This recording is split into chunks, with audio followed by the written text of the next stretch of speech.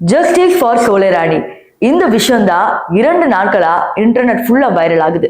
இது ஒரு பக்கம் இருக்கட்டும், ரசிகன் மணி அவர் ஒரு வீடியோ போட்டிருக்கிறாரு பல ஆதாரங்களுடன்.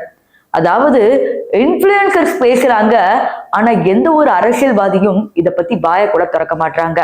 சரி, என்ன உண்மையாவே நடந்துச்சு? சோலைராணி பத்தி இதற்கு முன்னாடி வீடியோல கொஞ்சம் இன்ஃபர்மேஷன் தான் பகிர்ந்திருப்பேன்.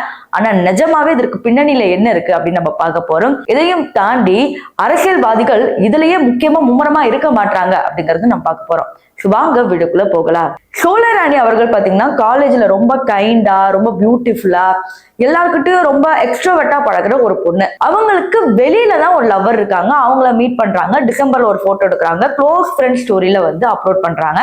அந்த க்ளோஸ் ஃப்ரெண்ட்ஸ் அப்படிங்கிறப்ப 2ல இருந்து ஒரு 10 பேர் பாக்குற மாதிரி தான் அந்த ஸ்டோரியே இருக்கும். அதுல என்ன பண்றாங்கன்னா க்ளோஸ் ஃப்ரெண்ட்ஸே வந்து ஒருத்தவங்க ஸ்கிரீன்ஷாட் எடுத்துட்டு போய் போட்டு கொடுக்குறாங்க. அப்புறம் அந்த பியூன் மணிமாறன் அப்படிங்கிறவங்க பிரின்சிபல்கிட்ட போட்டு கொடுக்குறாங்க.